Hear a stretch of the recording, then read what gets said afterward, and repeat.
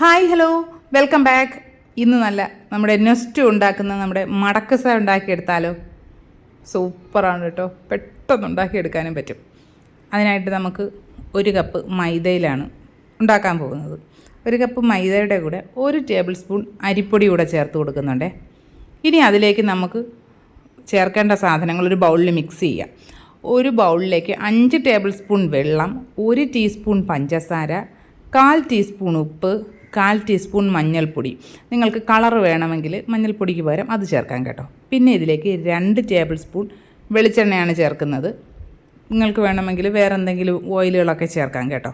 ഇതെല്ലാം കൂടി നന്നായിട്ട് മിക്സ് ചെയ്തതിന് ശേഷം നമ്മുടെ മൈദയും അരിപ്പൊടിയും കൂടി നന്നായിട്ടൊന്ന് മിക്സ് ചെയ്ത് കൊടുക്കുക. എന്നിട്ട് അതിലേക്ക് ഇതൊഴിച്ചു കൊടുക്കുക, നന്നായിട്ട് കുഴച്ചെടുക്കുക. വേറെ വെള്ളം ഒന്നും ചേർക്കേ വേണ്ട, കറക്റ്റ് പരുവമാണ്. നന്നായിട്ടൊന്ന് കുഴച്ച് നല്ല സോഫ്റ്റ് ആക്കി എടുക്കണം. നമ്മൾ ഏകദേശം ഒരു 2-3 മിനിറ്റ് നന്നായിട്ട് കുഴയ്ക്കുമ്പോഴേക്കും നമ്മുടെ മാവ് നല്ല സോഫ്റ്റായി കിട്ടും കേട്ടോ. മാവ് റെഡി ആയല്ലോ. ഇനി നമുക്കതിനെ ഒന്ന് പരത്താനായി തുടങ്ങാം. റെസ്റ്റ് ചെയ്യുന്ന പരിപാടിയോ അങ്ങനെയൊന്നുമില്ല കേട്ടോ. നമുക്ക് കൗണ്ടർ ടോപ്പ് നന്നായിട്ട് ക്ലീൻ ചെയ്ത് അതിലേക്ക് കുറച്ച് വെളിച്ചെണ്ണ ഒന്ന് തേച്ച് കൊടുക്കാം. എന്നിട്ട് അതിലേക്ക് വെച്ചിട്ട് നമുക്കിതിനെ നീളത്തിലൊന്ന് ആദ്യം ഒന്ന് പരത്തിയെടുക്കാം.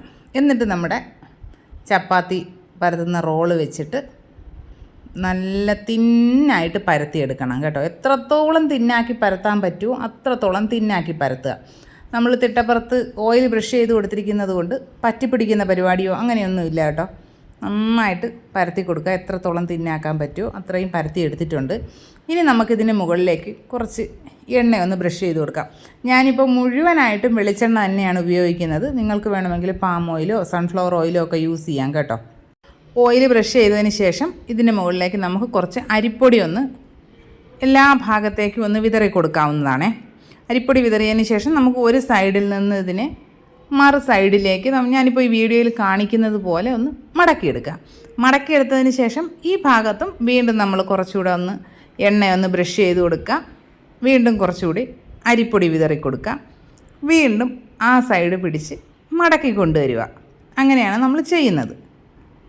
ഞാനിപ്പോൾ ഇതിലേക്ക് 4 മടക്കാണ് മടക്കിയത് കേട്ടോ. നിങ്ങൾ കുറേ കൂടി വലുതായിട്ടാണ് പരത്തുന്നതെന്നുണ്ടെങ്കിൽ കുറേ കൂടി ലെയറാക്കി കിട്ടും കേട്ടോ.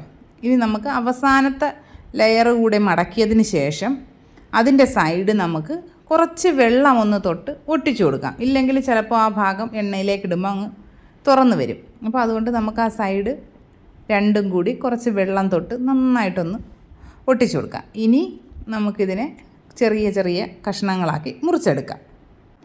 മുറിച്ചെടുത്ത പീസുകളെ നമുക്ക് ഓരോന്നിനെ എടുത്ത് ചെറുതായിട്ട് ജെൻറ്റിലായിട്ടൊന്ന് പരത്തി കൊടുക്കുക. ഒരുപാട് പ്രസ് ചെയ്ത് പരത്തി കഴിഞ്ഞാൽ ഇതെല്ലാം കൂടി അങ്ങ് ഒട്ടിപ്പോവും. പിന്നെ എണ്ണയിലിട്ട് നമ്മൾ പൊരിച്ചെടുക്കുമ്പോൾ വിടർന്ന് വരില്ല. ഇപ്പോൾ ഇതാ എല്ലാം പരത്തി എടുത്തിട്ടുണ്ട്. ഇനി നമുക്ക് ഒരു പാനിലേക്ക് എണ്ണ വെച്ച് കൊടുക്കാം.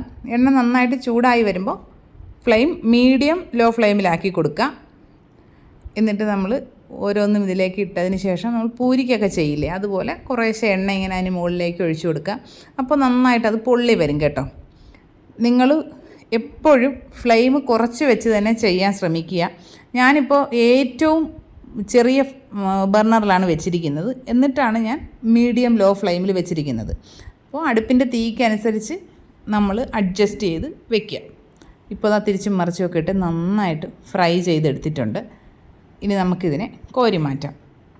അടുത്ത തവണ നമ്മൾ ഫ്രൈ ചെയ്യാൻ തുടങ്ങുമ്പോൾ തീ നന്നായിട്ട് കൂട്ടി വെച്ച് എണ്ണ നന്നായിട്ട് ചൂടാക്കി ഇതിന് ശേഷം ഫ്ലെയിം കുറച്ച് വെച്ചിട്ട് വേണം ഇട്ട് കൊടുക്കാനായിട്ട്. ഇതുപോലെ നമുക്ക് എല്ലാം ഫ്രൈ ചെയ്തെടുക്കാവുന്നതാണേ.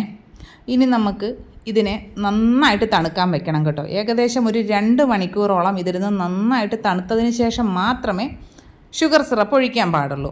ഷുഗർ സിറപ്പ് തയ്യാറാക്കാനായിട്ട് 1/4 കപ്പ് പഞ്ചസാരയിലേക്ക് 1/4 കപ്പ് വെള്ളവും 1 പിഞ്ച് ഉപ്പും ചേർത്ത് നന്നായിട്ട് തിളപ്പിച്ച് അത് ഒരു നൂൽ പരുവമാകുന്നത് വരെ നമുക്കതിനെ തിളപ്പിച്ചെടുക്കണം. ഒരു നൂൽ പരുവമാകുമ്പോൾ ഫ്ലെയിം ഓഫ് ചെയ്തതിന് ശേഷം ഇതിലേക്കൊരു 3-4 ഡ്രോപ്സ് നാരങ്ങാനീര് ഒഴിച്ചു കൊടുക്കുക. ഒരുപാട് വേണ്ട, 3-4 ഡ്രോപ്സ് മാത്രം മതി കേട്ടോ.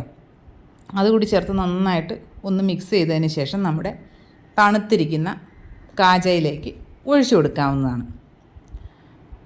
ഇത് കറക്റ്റ് മധുരമാണ് കേട്ടോ. നമ്മൾ 1 കപ്പ് മാവിന് ഉണ്ടാക്കുന്ന കാജായിലേക്ക് കറക്റ്റായിട്ട് വേണ്ട മധുരത്തിനുള്ള ഷുഗർ സിറപ്പാണ്. ഇത്രയും തന്നെ മതിയാകും കേട്ടോ. അടിപൊളി ടേസ്റ്റാണ് കേട്ടോ. നമ്മൾ കടയിൽ നിന്ന് വാങ്ങുന്നതൊന്നുമല്ല സാധനം, ഇതാണ് സാധനം. എല്ലാ കൂട്ടുകാരും ട്രൈ ചെയ്ത് നോക്കുക. വീഡിയോസൊക്കെ ഇഷ്ടമാകുന്നുണ്ടെങ്കിൽ ചാനൽ സബ്സ്ക്രൈബ് ചെയ്ത് സപ്പോർട്ട് ചെയ്യേണ്ടതാണ്. വീഡിയോസ് ലൈക്ക് ചെയ്യുക, കമൻറ്റ് ചെയ്യുക, ഷെയർ ചെയ്യുക. ഇനി നമുക്ക് മറ്റൊരു അടിപൊളി റെസിപ്പിയായിട്ട് ഉടനെ തന്നെ കാണാം. ബായ്.